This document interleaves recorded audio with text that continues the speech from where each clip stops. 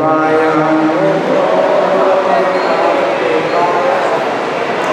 नमो भगवते वासुदेवाय। ओम नमो भगवते वासुदेवाय।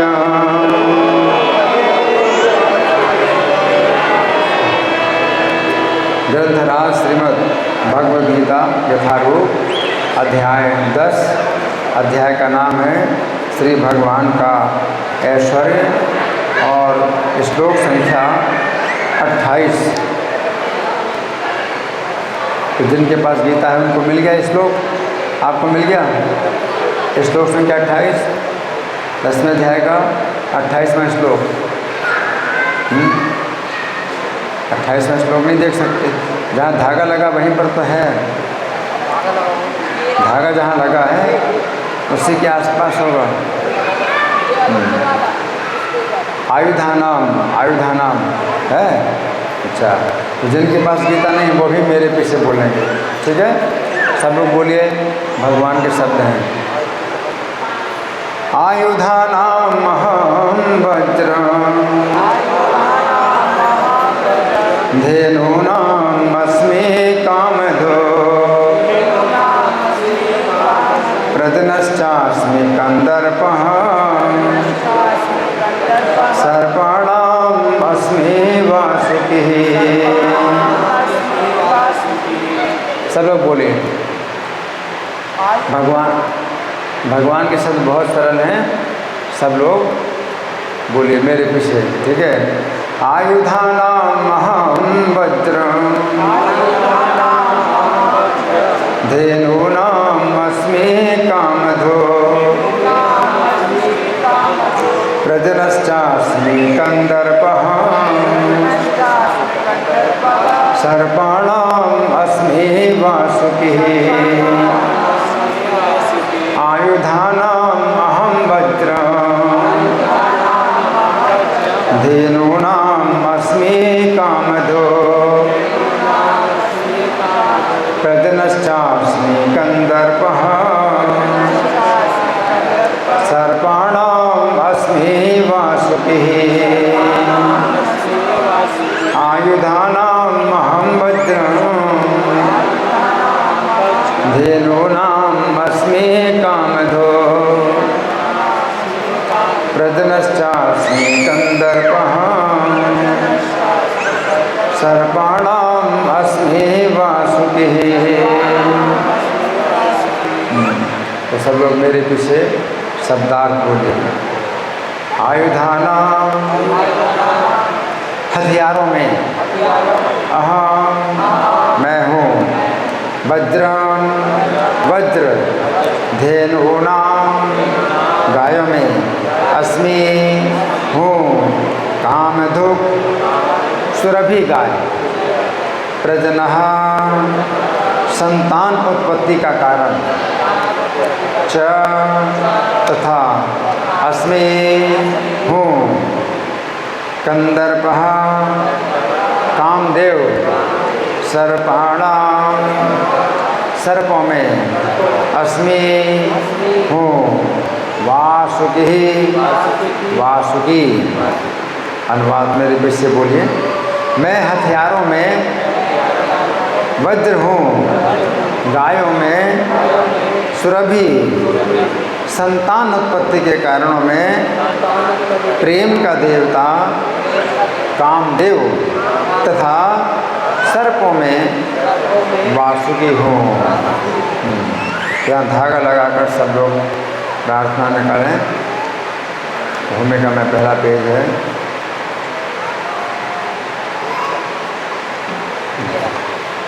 मेरे साथ बोले सब लोग। ओम अज्ञानतिमिरान्धस्य ज्ञानाञ्जन शलाकया चक्षुरुन्मीलितं येन तस्मै श्री गुरवे नमः। श्रीचैतन्यमनोभीष्टं स्थापितं येन भूतले स्वयं रूपः कदा मह्यं ददाति स्वपदान्तिकं। वन्देऽहं श्रीगुरो श्रीगुरून् वैष्णवांश्च श्रीरूपं साग्रजातं सहगण रघुनाथान्वितं तं सजीवं साद्वैतं सावधूतं परिजनसहितं कृष्णचैतन्यदेवं श्रीराधा कृष्णपादान् सहगण ललिता श्रीविशाखान्वितांश्च हे कृष्ण करुणा सिंधु दीनबंधो जगत्पते गोपेश गोपिका कांत राधा कांत नमोस्तुते तप्त कांचन गौरांगी राधे वृंदावनेश्वरी वृषभानुसुते देवी प्रणमामि हरिप्रिये वाञ्छाकल्पतरुभ्यश्च कृपा सिन्धुभ्य एव च पतितानां पावनेभ्यो वैष्णवेभ्यो नमो नमः। जय श्री कृष्ण चैतन्य प्रभो नित्यानंद श्री अद्वैत गदाधर श्रीवासादि गौर भक्तवृंद हरे कृष्णा कृष्ण कृष्ण हरे हरे हरे राम राम राम हरे हरे। नमो विष्णुपादाय कृष्ण प्रेष्ठाय भूतले श्रीमते भक्ति वेदांत स्वामिनिति नमः। नमस्ते सरस्वती देवे गौरवाणी प्रचारिणे निर्विशेषा शून्यवादी पाश्चात्य देश तारिणे।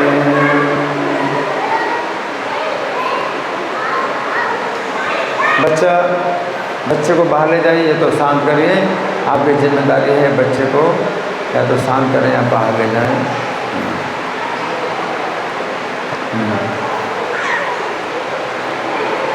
इस श्लोक को समझेंगे।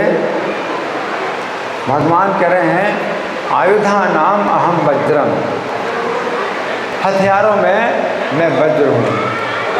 भगवान जो है हर चीज़ में सर्वश्रेष्ठ है, हर चीज़ में सर्वश्रेष्ठ है। तो भगवान कह रहे हैं कि हथियारों में मैं वज्र का रूप धारण करता हूँ। ये पंखे की आवाज़ बहुत हो रही है, पंखा बंद कर दीजिए। हरि बोल।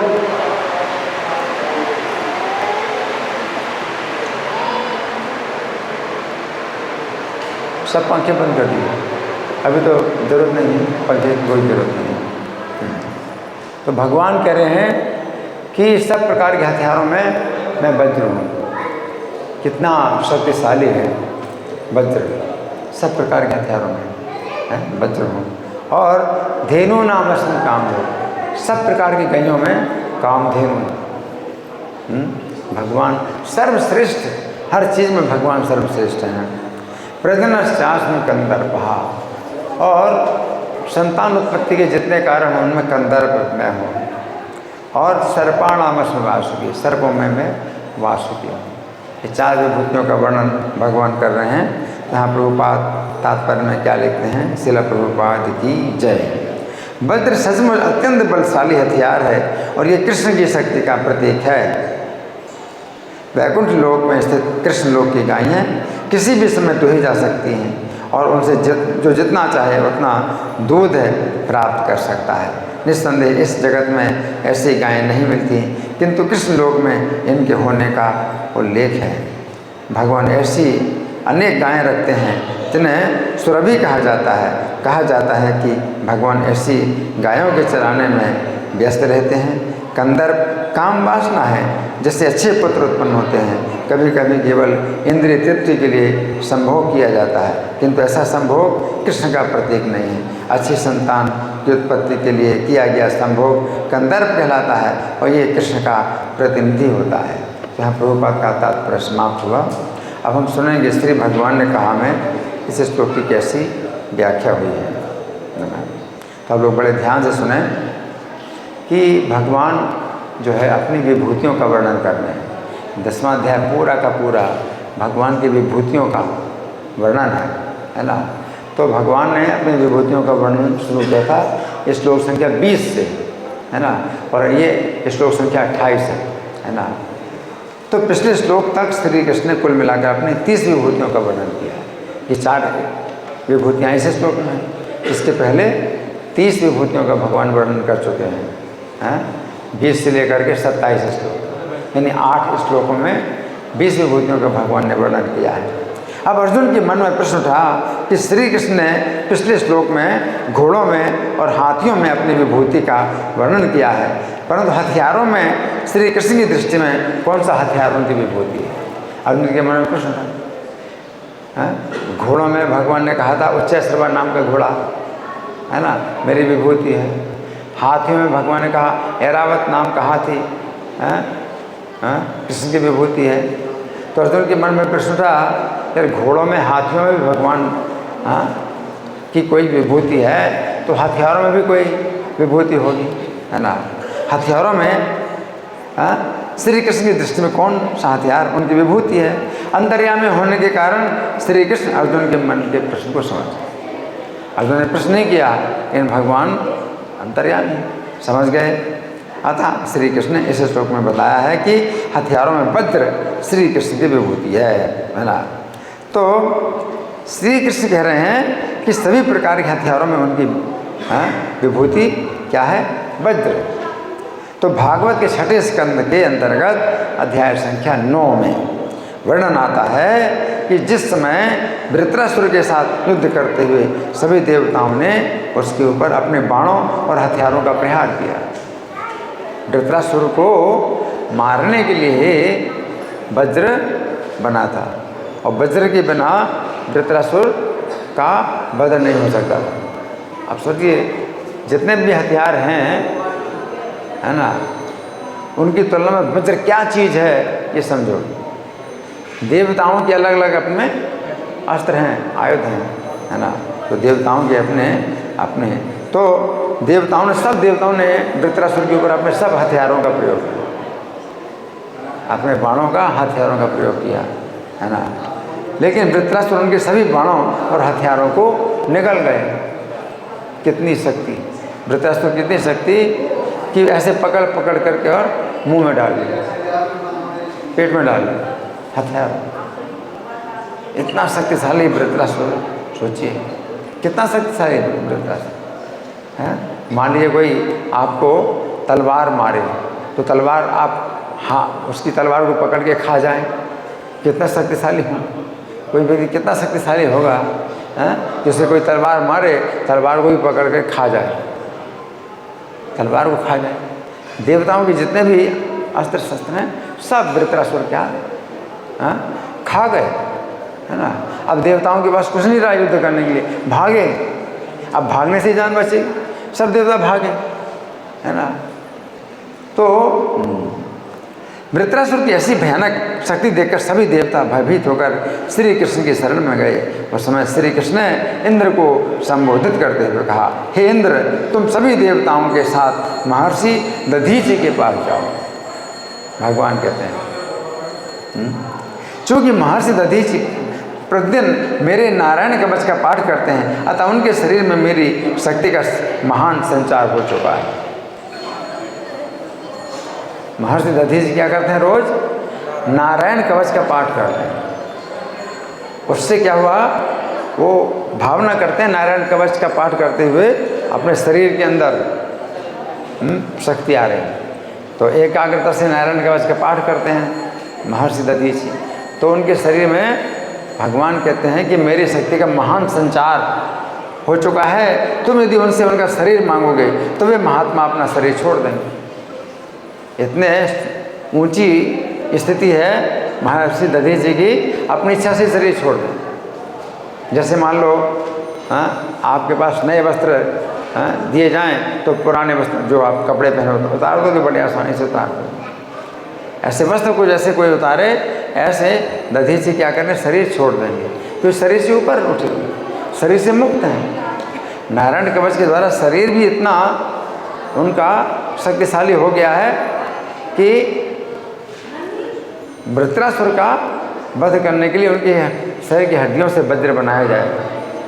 शक्तिशाली शरीर हो गया है, लेकिन साथ साथ शरीर से ऊपर भी उठे हैं। नारायण कवच के द्वारा शरीर से भी ऊपर उठ गए हैं, तो शरीर को छोड़ भी देंगे बड़ी आसानी से।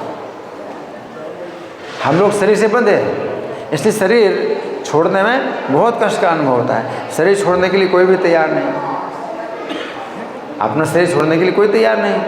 तो शरीर से बंधा हुआ है हर कोई, लेकिन वे शरीर के बंधन से छोटे हुए थे, मुक्त थे, तो शरीर को ऐसे त्याग दिया जैसे कोई पुराने वस्त्रों को त्याग दिया। तो दधीचि मुनि कैसे हैं कि भगवान कहते हैं कि इंद्र तुम सभी देवताओं के साथ महर्षि दधीचि के पास जाओ, क्योंकि महर्षि दधीचि प्रतिदिन मेरे नारायण कवच का पाठ करते हैं, अतः उनके शरीर में मेरी शक्ति का महान संचार हो चुका है। तुम यदि उनसे उनका शरीर मांगोगे तो वे महात्मा अपना शरीर छोड़ देंगे, फिर उनके शरीर की हड्डियों से वज्र का निर्माण होगा और उस वज्र के द्वारा वृत्रासुर का वध होगा। सोचिए, महर्षि दधीचि की हड्डियों में कितनी शक्ति है कि उससे वज्र का निर्माण होगा, तब वृत्रासुर का वध होगा। जबकि देवताओं के अस्त्र शस्त्र कुछ काम नहीं करते तो खा गए। अगर कोई खा जाए किसी चीज़ को तो क्या, कितना शक्तिशाली हथियार खा गए। ये पहली घटना है, विश्व में पहली घटना है कि हथियार कोई खा जाए, हथियार खा जाए। हथियार कोई खाने की चीज़ है तो थोड़ा सा मुंह में रखो तो मुंह ही काट देगा, पेट में जाएगा तो पेट को काट देगा, लेकिन कुछ फर्क नहीं पड़ता। उनका शरीर इतना शक्तिशाली था कि हथियारों को भी जो है पेट में डाल दिया। और भगवान कहते हैं दधीचि की हड्डियों से जो वज्र बनेगा, है ना, उसके द्वारा वृत्रासुर का वध होगा।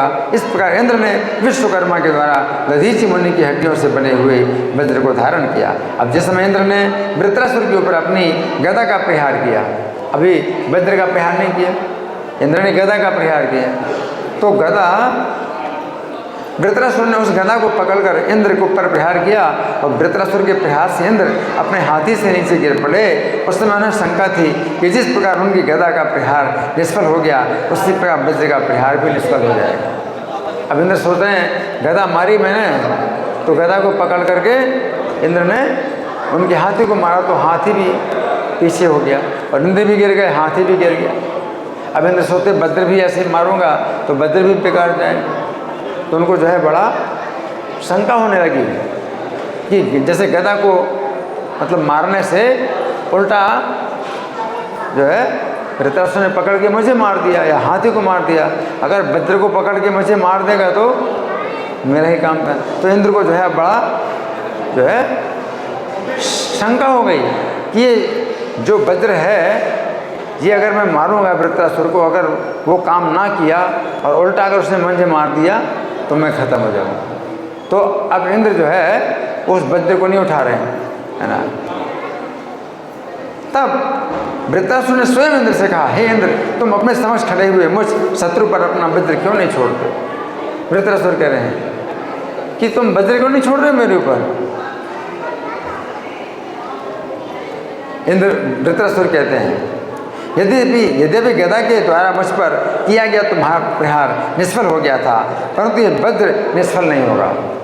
वृत्रासुर खुद कहते हैं ये वज्र निष्फल नहीं होगा। वे बहुत बड़े भक्त हैं, इसलिए वे जानते हैं कि वज्र के द्वारा ही उनका शरीर नष्ट होगा और वो जो है जाएंगे भगवान के धाम।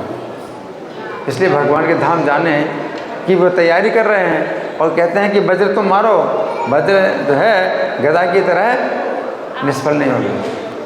वृत्रासुर कह रहे हैं, तुम्हें इस विषय में तनिक भी संदेह नहीं करना चाहिए। तुमने जिस वज्र को मुझे मारने के लिए धारण किया है वो श्री कृष्ण के तेज और दधीचि की तपस्या से समन्वित है। उस वज्र में क्या है, श्री कृष्ण का तेज है और दधीचि मुनि की तपस्या है। क्या, नारायण कवच का पाठ करो। हिरण्यकवच के पास से इनकी हड्डियाँ जो है इतनी मजबूत हो गई हैं, सोचिए इतनी मजबूत हो गई उनकी हड्डियाँ, है ना। चूँकि तुम श्री कृष्ण की आज्ञा से मुझे मारने के लिए आए हो, अतः इसमें कोई संदेह नहीं है कि तुम्हारे वज्र के छूटने से मैं मारा जाऊंगा। अब इसमें चिंता ना करो कि तुम वज्र नहीं चलाओगे मेरे ऊपर, वज्र चलाओ और मैं मारा जाऊंगा, वृत्रासुर कह रहे हैं। अब जिस समय वृत्रासुर ने अपने शक्तिशाली त्रिशूल को इंद्र पर चलाया, उस समय इंद्र ने अपने वज्र से उस त्रिशूल के टुकड़े टुकड़े कर दिए और इंद्र ने अपने वज्र से वृत्रासुर की भुजा भी काट दी। वज्र काम कर रहा था, वज्र के वृत्रासुर के त्रिशूल को भी खंड खंड कर दिया वज्र से, और हाथ भी काट दिए जिसमें त्रिशूल लिए थे, वज्र से काट दिया हाथ। उसके बाद वृत्रासुर ने अपने बाएं हाथ से, अब एक हाथ बचा, वृत्रासुर जो है अपनी पूरी शक्ति से युद्ध कर रहे हैं, तो बाएं हाथ से क्या किया, वृत्रासुर ने लोहे का परिघ इंद्र की ओर चलाया, परंतु इंद्र ने वज्र से परिघ को और वृत्रासुर के बाएं हाथ को भी खंड खंड कर दिया। वज्र निष्फल नहीं जा रहा है, परिघ को भी खंड खंड कर दिया और बाएं हाथ को भी कर दिया खंड खंड। उसके बाद वृत्रासुर इंद्र को और उनके हाथी को भी निगल गया। वृत्रासुर ने भी युद्ध बंद नहीं किया, कितना वीर है, देखो दोनों हाथ कट गए तो उसने क्या किया, इंद्र को हाथी सहित निगल लिया। इतना बड़ा था वृत्रासुर, हाथी सहित इंद्र को निगल गया। अब इंद्र वृत्रासुर के पेट में चले गए, परंतु उन्होंने अपने वज्र के द्वारा वृत्रासुर के पेट को फाड़ डाला। वो वज्र इतना शक्तिशाली था, पेट को फाड़ डाला, वृत्रासुर के पेट को फाड़ डाला और अपने हाथी सहित बाहर निकल आए। अब इंद्र ने वृत्रासुर की गर्दन काटने के लिए जिस समय अपना वज्र चलाया, उस समय वज्र उनकी गर्दन के चारों ओर घूमता हुआ काटता रहा। इस प्रकार 1 वर्ष में वृत्रासुर की गर्दन कटी, उनका सिर पृथ्वी पर गिर पड़ा। ये समझने की बात है कि जिस वृत्रासुर ने सभी देवताओं के हथियारों को निगल लिया था, उस वृत्रासुर का वध वज्र के द्वारा हुआ, क्योंकि सभी हथियारों में वज्र श्री कृष्ण की विभूति है।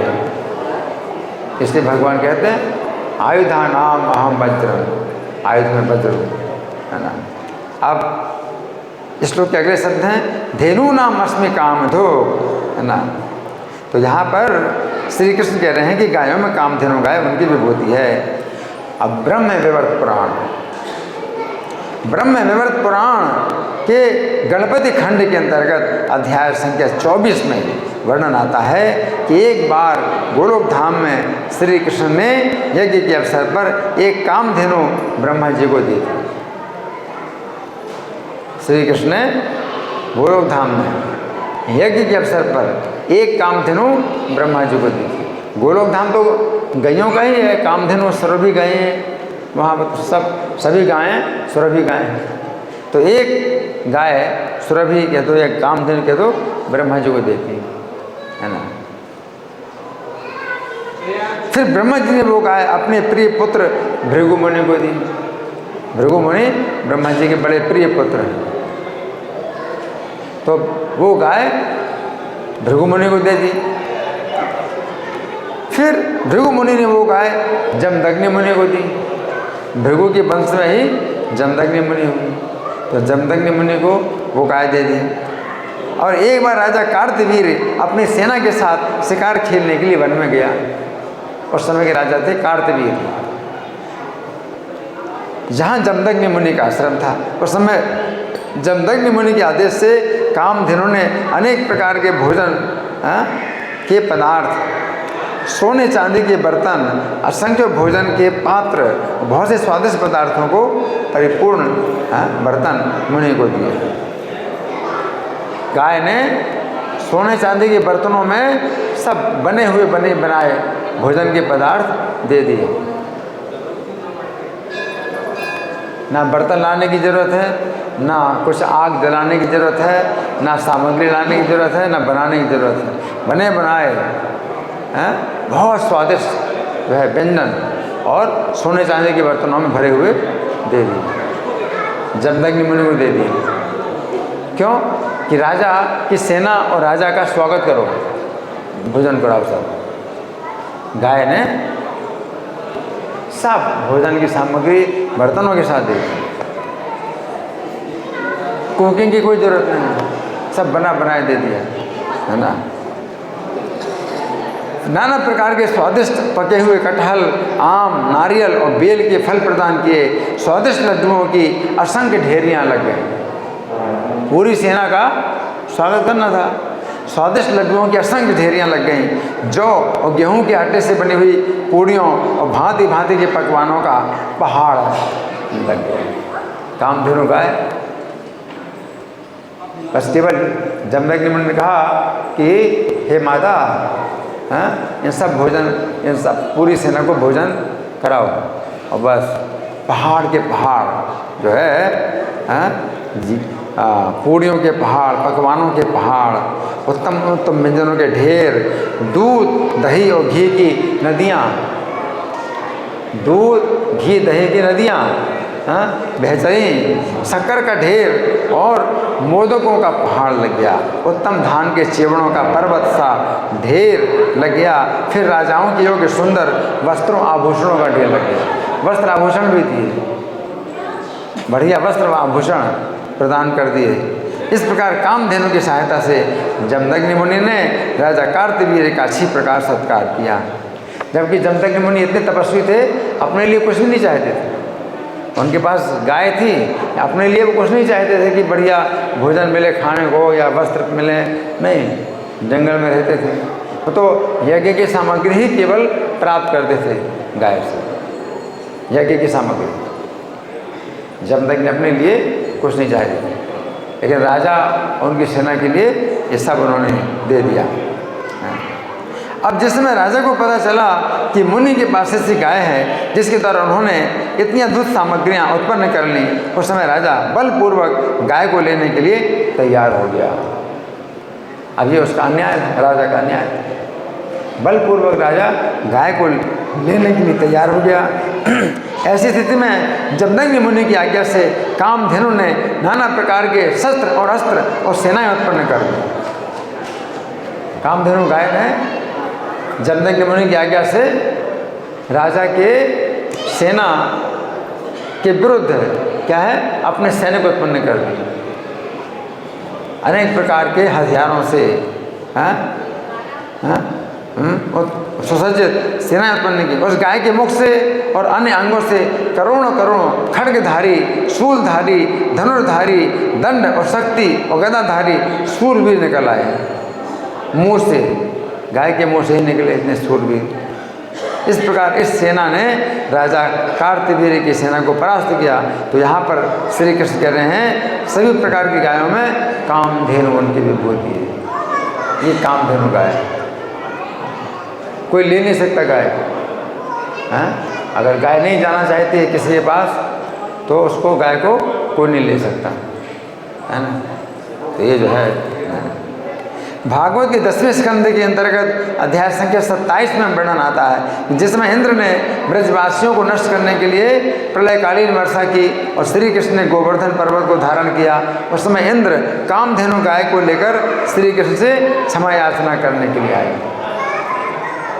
कामधेनु गाय को लेकर के क्षमा मांगने के लिए, क्योंकि क्षमा करने लायक ये अपराध नहीं था, क्षमा नहीं हो सकता। इंद्र ने क्या किया था, पूरे ब्रज को नष्ट करने के लिए वर्षा कर दी। कैसी वर्षा? प्रलय काल की वर्षा। सोचिए कितना बड़ा अपराध है। श्री कृष्ण ब्रज की रक्षा करने वाले हैं और ब्रज को नष्ट करने के लिए पूरी अपनी जो है, जो वर्षा की शक्ति है वो लगा दी। अब इंद्र सोचते अब मैं कौन से मुंह से अब क्षमा मांगूं। अब इंद्र सोचता है कि मैं किस मुंह को ले जा करके उनसे क्षमा मांगूं। तो कामधेनु को लेकर के गए इंद्र, कामधेनु को लेकर गए क्षमा मांगने के लिए, है ना। इंद्र कामधेनु के पीछे पीछे चल करके आए, पीछे चल करके आए कि कृष्ण की जो है क्रोध की दृष्टि उनके ऊपर नहीं पड़ेगी। कामधेनु गाय को देखें तो दया की दृष्टि, तो मेरे ऊपर भी दया की दृष्टि पड़ जाएगी। तो इंद्र जो है कामधेनु गाय के पीछे पीछे आए, है ना। तो ताकि जिस समय श्री कृष्ण की कृपा दृष्टि कामधेनु गाय के ऊपर पड़ेगी, उस समय गाय के पीछे खड़े हुए इंद्र के भी ऊपर श्री कृष्ण की कृपा दृष्टि पड़ जाएगी। अब जिस समय इंद्र ने श्री कृष्ण की स्तुति कर ली और श्री कृष्ण को संतुष्ट कर लिया, उस समय कामधेनु गाय ने श्री कृष्ण की स्तुति इस प्रकार की। कामधेनु गाय ने कहा, हे श्री कृष्ण, हे महायोगी, हे विश्व के आत्मा, हे विश्व को उत्पन्न करने वाले, आपके द्वारा हम सभी गायें सनात हैं, आप हमारे आराध्य देव हैं। अतएव हे जगतपति, गौओं, ब्राह्मणों, देवताओं एवं साधुओं के हित के लिए आप हमारे इंद्र बनिए। हमें ब्रह्मा जी ने आदेश दिया है कि हम आपका गायों के इंद्र के रूप में अभिषेक करें। गोविंद रूप, भगवान को नया नाम मिला गोविंद। गोवर्धन पर्वत धारण से भगवान को नया नाम मिला गोविंद, और गोविंद का मतलब है गौओं के इंद्र। भगवान गौओं के इंद्र है। इस प्रकार कहकर कामधेनु ने अपने दूध से श्री कृष्ण का अभिषेक किया और श्री कृष्ण को एक नया नाम गोविंद प्रदान किया, जिसका अर्थ है कि श्री कृष्ण ही गायों के इंद्र हैं। तो यहाँ पर श्री कृष्ण कह रहे हैं कि गायों में कामधेनु श्री कृष्ण की विभूति है। क्या अद्भुत गाय है, कितनी अद्भुत गाय है ना। अब अगले शब्द हैं, संतानोत्पत्ति का कारण कामदेव हूँ, है ना। तो ये समझने की बात है कि संसार मात्र की उत्पत्ति काम से ही होती है। धर्म के अनुकूल केवल संतान की उत्पत्ति के लिए सुख बुद्धि का त्याग करके जिस काम का उपयोग किया जाता है, वो काम श्री कृष्ण की विभूति है। गीता 7:11 में श्री कृष्ण कहते हैं कि सभी प्राणियों में धर्म के अनुकूल काम श्री कृष्ण ही हैं। तो यहाँ पर श्री कृष्ण कह रहे हैं कि संतान उत्पत्ति के हेतु काम वासना उनकी विभूति है। भागवत के 9वें स्कंध के अंतर्गत अध्याय संख्या 18 में वर्णन आता है कि जिस समय राजा वृषपर्वा की पुत्री शर्मिष्ठा ने शुक्राचार्य की पुत्री देवयानी को एक कुएं में गिरा दिया। क्या हुआ था? शुक्राचार्य की पुत्री देवयानी थी और राजा वृषपर्वा की पुत्री शर्मिष्ठा। तो एक राजा की लड़की और एक गुरु की लड़की, गुरु की पुत्री, शुक्राचार्य गुरु की पुत्री देवयानी है, और वृषपर्वा राजा की पुत्री शर्मिष्ठा।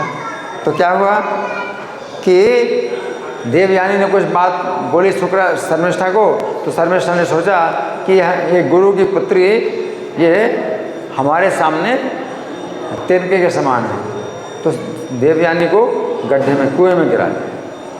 शर्मिष्ठा ने धक्का देके कुएं में गिरा दिया।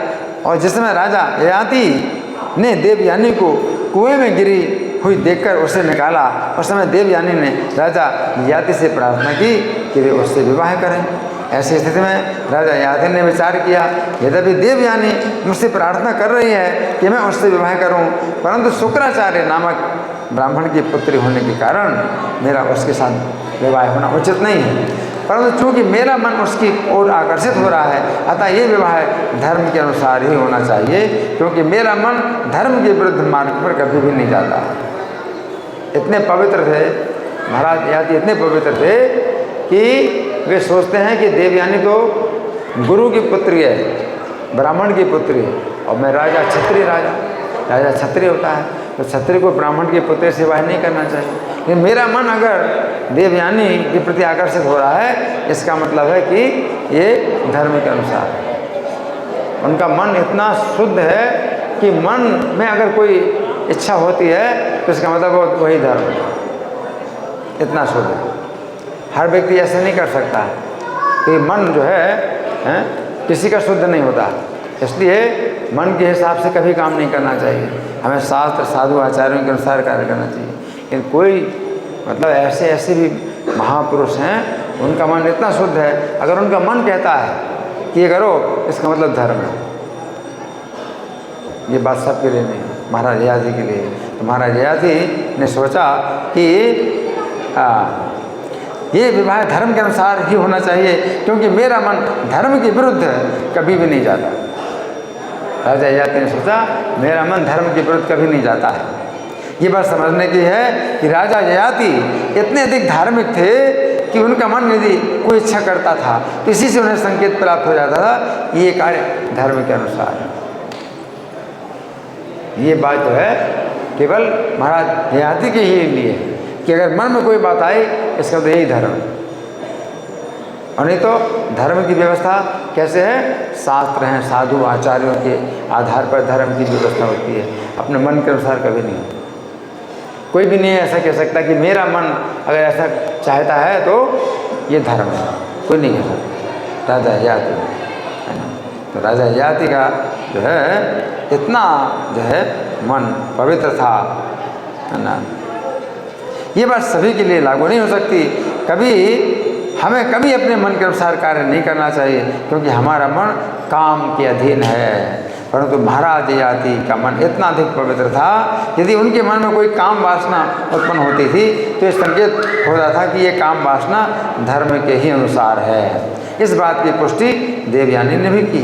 देवयानी ने राजा ययाति को बतलाया कि बृहस्पति के पुत्र कच्छ ने पहले से ही देवयानी को शाप दिया कि उसका विवाह किसी ब्राह्मण के साथ नहीं होगा।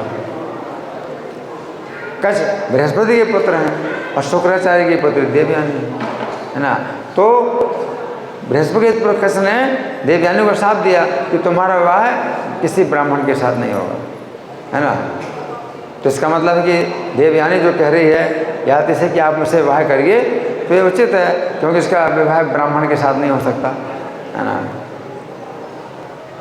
इसका अर्थ है कि देवयानी का विवाह किसी ऐसे व्यक्ति से होगा जो ब्राह्मण के अतिरिक्त अन्य वर्ण का है। फिर देवयानी ने यह भी कहा कि चूँकि राजा ययाति ने देवयानी को नग्न अवस्था में देखा है तथा अपने हाथ से स्पर्श भी किया है, इसलिए अब देवयानी महाराज ययाति के अतिरिक्त किसी अन्य पुरुष से विवाह नहीं कर सकती है, क्योंकि धर्मिष्ठा ने उसको जो है नग्न अवस्था में ही कुएं में गिरा दिया था, और देवयानी जो है कुएं में गिरी और शर्मिष्ठा चली गई। अब देवयानी जो है महाराज ययाति आए थे वहाँ पानी ढूंढने के, प्यासे थे, तो कोई कुआं में जो है वो पानी ढूंढ रहे थे। तो जब झांका तो कुएं में पानी नहीं था और एक नग्न युवती, तो उन्होंने उसका हाथ ही पकड़ा, उसको निकाला और नग्न अवस्था में देखा भी। देवयानी कहती अब आपने मुझे नग्न अवस्था में देखा है, मेरा हाथ भी पकड़ा है, आप मेरे से विवाह करो, अब मैं आपके अलावा और किसी से विवाह नहीं कर सकती। और कच्छ ने भी मुझे साथ दिया है कि मेरा विवाह किसी ब्राह्मण के साथ नहीं होगा, है ना। तो भागवत के उसी अध्याय में यह भी वर्णन आता है कि जिसमें राजा ययाति का विवाह देवयानी के साथ हुआ, उस समय देवयानी की इच्छा के अनुसार शर्मिष्ठा दासी के रूप में देवयानी के साथ गई। बाद में जब शुक्राचार्य को पता चला कि मेरी पुत्री को जो है राजा की पुत्री ने कुएं में गिरा दिया, और वो तो राजा ययाति ने निकाला, नहीं तो मेरी पुत्री कुएं में ही मर जाती। तो राजा से जो है नाराज हो गए शुक्राचार्य, अपनी पुत्री को लेकर के जाने लगे। तब राजा ने बहुत क्षमा याचना की, तो देवयानी के कहने पर जो है राजा तैयार हो गए। देवयानी ने कहा कि मेरा विवाह राजा ययाति के साथ होगा तो तुम्हारी जो लड़की है वो मेरी दासी के रूप में साथ होगा। तो शर्मिष्ठा को दासी बन करके देवयानी के साथ जाना पड़ा। तो शुक्राचार्य ने आदेश दिया था कि राजा ययाति शर्मिष्ठा के साथ सहवास नहीं करेंगे। शुक्राचार्य जो देवयानी के पिता थे कहा कि इस दासी को अपने शैया में नहीं बुलाना है। ययाति से कहा, परंतु जिस समय राजा पुत्री शर्मिष्ठा पुत्र की कामना से राजा ययाति के निकट आई, उस समय अपने धर्म पर विचार करते हुए राजा ने शर्मिष्ठा को स्वीकार कर लिया। राजा को पता था कि शुक्राचार्य के आदेश का उल्लंघन करने से अनिष्ट हो सकता है, परंतु राजा ययाति ने धर्म की रक्षा के लिए ये संकट स्वीकार कर लिया। तो यहाँ पर श्री कृष्ण कह रहे हैं कि संतान की उत्पत्ति के लिए काम वासना उनकी विभूति है ना। तो जहाँ सुख बुद्धि का त्याग करके संतान की उत्पत्ति के लिए ही सहवास किया जाए, वो क्या है? वो भगवान का रूप है, वो काम वासना भगवान का रूप है। अब चौथी विभूति क्या है? सर्पों में वासुकी। महाभारत के आदि पर्व के अंतर्गत अध्याय संख्या 35 में वर्णन आता है कि कश्यप मुनि की पत्नी कद्रु से अनेक सर्प उत्पन्न हुए। कश्यप मुनि की पत्नी कद्रू से अनेक सर्प उत्पन्न हुए, जिनमें सबसे बड़े थे शेष जी। कौन? शेष जी सबसे बड़े थे। शेष जी के बाद वासुकी का जन्म हुआ, फिर ऐरावत, तक्षक, करकोटक, धनंजय, कालिया, मणिनाग आदि अनेक सर्प उत्पन्न हुए। चूँकि सर्पों में सबसे बड़े शेष जी ने अपनी माता कद्रू और अपने सर्प भाइयों का त्याग करके अकेले वन में श्री कृष्ण की शरण लेने के लिए तपस्या प्रारंभ कर दी। शेष जी बिल्कुल शांत स्वभाव के थे। बाकी सर्प जो है इनमें तो द्वेष और गुस्सा बहुत रहता था, तो सबकी संगति, अपने भाइयों की सब संगति त्याग करके, अपनी माता की भी संगति त्याग करके अकेले वन में चले गए, श्री कृष्ण की शरण ली, तपस्या कर रहे हैं शेष जी। अतः सभी सर्पों में अब वासुकी ही सबसे बड़े सर्प होने के कारण सर्पों के राजा बने। तब भगवान के सर्पाणामस्म वासुकी। तो यहाँ पर श्री कृष्ण कह रहे हैं कि सर्पों में वासुकी उनकी विभूति है। भविष्य पुराण के मध्यम पर्व के अंतर्गत श्लोक संख्या 754 में कहा गया है कि श्री कृष्ण के गुणगान वाली पुस्तकों में जो जकड़ने वाला धागा होता है वो वासुकी का ही रूप है। इसमें भी धागा है जो पुस्तक को जकड़े हुए है, ये वासुकी का ही रूप है। जो धागा पुस्तक को जकड़ता है ये वासुकी का रूप है। ये भविष्य पुराण में ये बात आई है। श्री कृष्ण का गुणगान करने वाली पुस्तकों में, जैसे ये पुस्तक श्री कृष्ण का गुणगान करने वाली, तो जितनी पुस्तकें श्री कृष्ण का गुणगान करने वाली हैं उन पुस्तकों में जो जकड़ने वाला धागा होता है वो वासुकी का ही रूप है। इसका अर्थ है कि जिस समय धागे में वासुकी सर्प की शक्ति का समावेश होता है तभी वो धागा पुस्तक को इस प्रकार जकड़ता है कि पुस्तक के पन्ने अलग अलग नहीं होते हैं। अब देखो पुस्तक के पन्ने कहाँ अलग अलग हुए कि वासुकी सर्प की शक्ति से धागा जो है जकड़े हुए हैं, किताब को जकड़े हुए। नहीं तो पुस्तक अलग अलग बिखर जाते, पन्ने अलग अलग बिखर जाते, उड़ जाते, कहाँ किताब होती। कितना जो है रक्षा होती है पुस्तक की, है ना। ये एक अत्यंत महत्वपूर्ण शक्ति है जिसके द्वारा पुस्तक के अलग अलग पन्नों को एक साथ जकड़ा जाता है।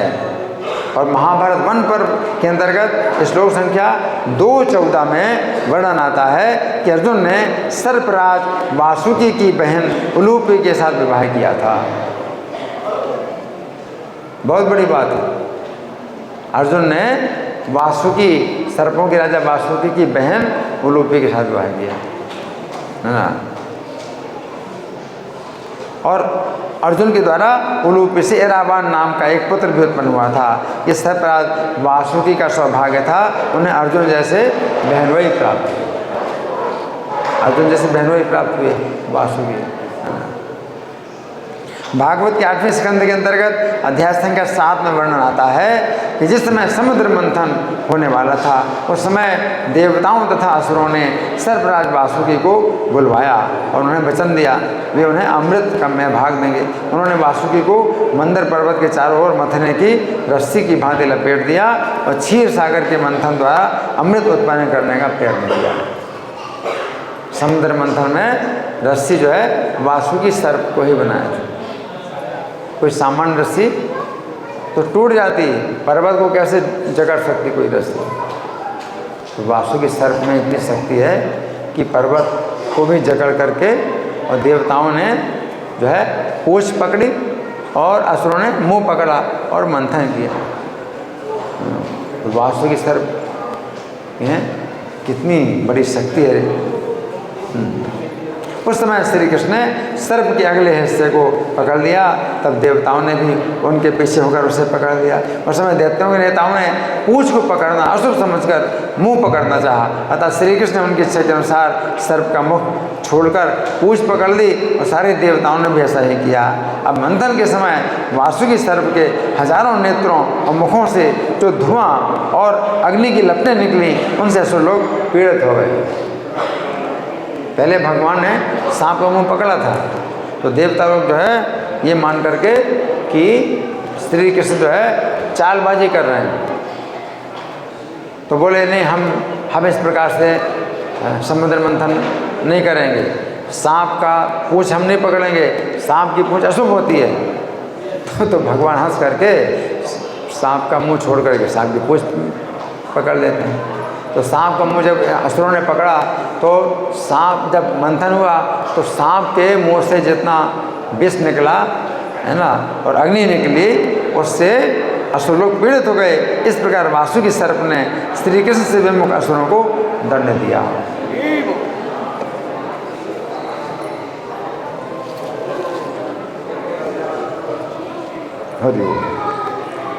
तो इस प्रकार यहाँ पर श्री कृष्ण कह रहे हैं कि सर्पों में वासुकी उनकी विभूति है ना।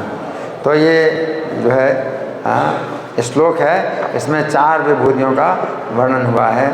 और आप लोगों की ओर से कोई प्रश्न है, कोई चर्चा है, या मैं प्रश्न करूँ? जी। वज्र जो है सुदर्शन से ज़्यादा शक्तिशाली है? इनका प्रश्न है कि वज्र सुदर्शन से क्या ज़्यादा शक्तिशाली है? देखो, सुदर्शन भी जो है भगवान का अस्त्र है। सुदर्शन भगवान का अस्त्र है, तो उसके सामने तो कुछ भी चीज़ नहीं टिक सकती। भगवान के सुदर्शन चक्र के सामने कोई चीज़ नहीं टिक सकती। लेकिन अगर वज्र में भगवान की शक्ति है तो फिर वो सुदर्शन और वज्र में कोई अंतर नहीं है। सुदर्शन और वज्र में कोई अंतर नहीं, ठीक है। हाँ जी। आपको छोड़कर वासुकी ये सब में तो दुष्ट था और ये सब बहुत था, तो फिर ये भगवान की किताब में जोड़ कैसे करके रहे हैं? फिर से बोलो क्या? शेषनाग को छोड़कर ना वासुकी जो थे, ये सब तो सांप जो थे, जितने भी सांप थे ये सारे तो दुष्ट थे, तो ये भगवान की बुक को बनाने की जोड़ कैसे करके रखा? अच्छा, इनका प्रश्न है कि जितने सर्प हैं तो ये तो सब क्रूर हैं और ईर्ष्यालु हैं। तो ये जो धार्मिक पुस्तक में जो, तो इसमें ये समझना कि वासुकी सर्प भी जो है क्या है, सर्पों में श्रेष्ठ है। तो शेष जी जैसे भगवान के बहुत बड़े भक्त हैं, तो उतना तो नहीं, लेकिन तो भी वासुकी सर्प भी जो है मतलब अन्य सर्पों की तुलना में जो है विशेष है सर्प, ठीक है। और कोई प्रश्न किसी का? मैं प्रश्न कर रहा हूँ, ठीक है, तो मैं प्रश्न कर रहा हूँ, है ना।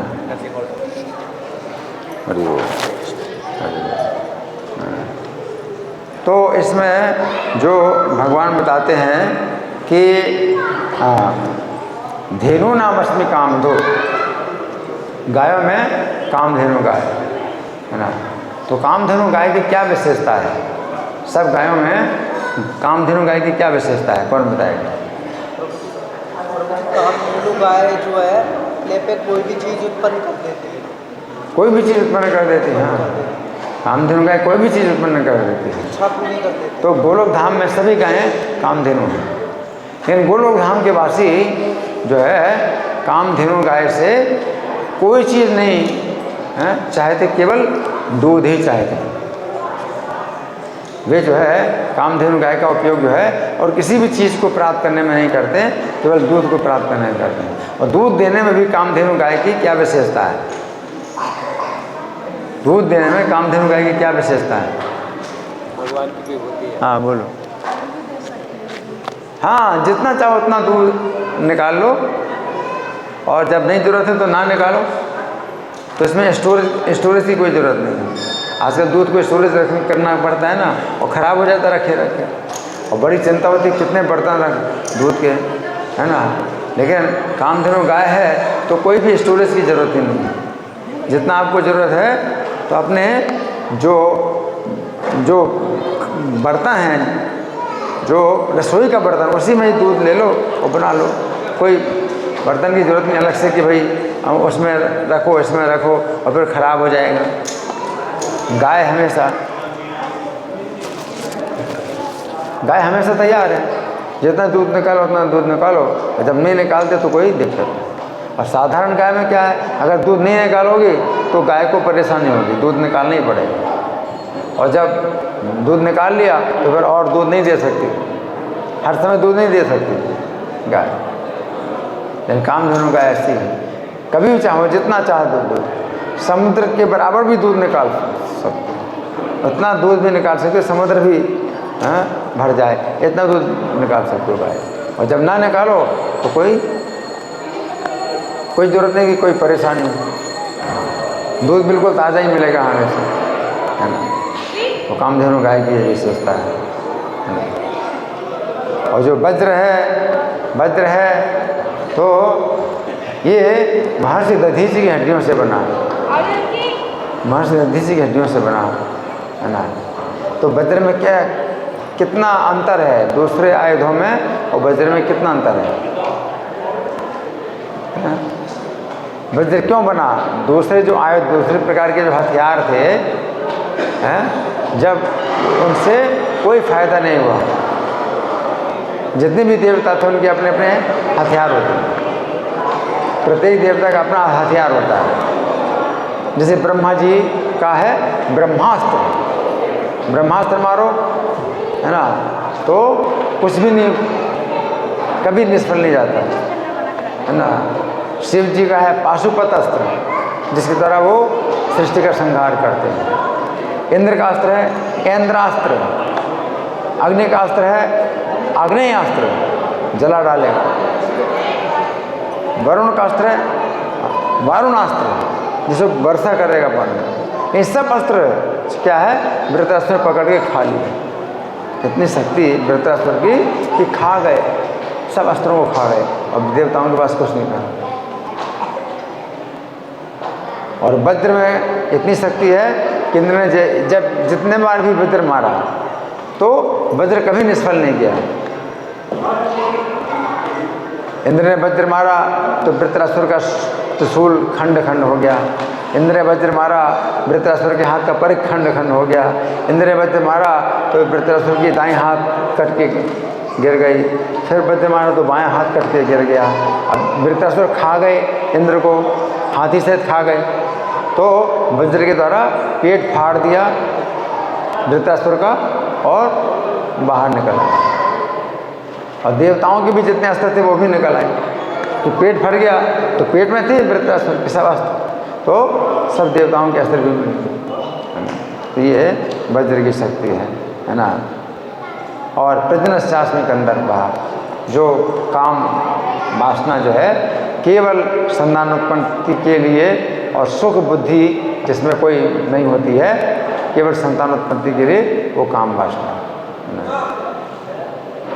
तो उसमें एक राजा का विशेष इसमें उदाहरण दिया गया। कौन से राजा थे?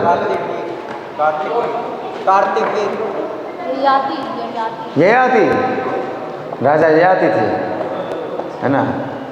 उनका मन इतना जो है शुद्ध था, इतना पवित्र था कि अगर उनके अंदर काम वासना उत्पन्न हुई तो उन्होंने मान लिया ये धर्म है, उनके अंदर काम वासना है ही नहीं बिल्कुल। तो इस प्रकार से जो है इसमें 4 विभूतियों का वर्णन है। धन्यवाद। ग्रंथराज श्रीमद् भगवद गीता की जय, श्रील प्रभुपाद की जय। हरे कृष्णा।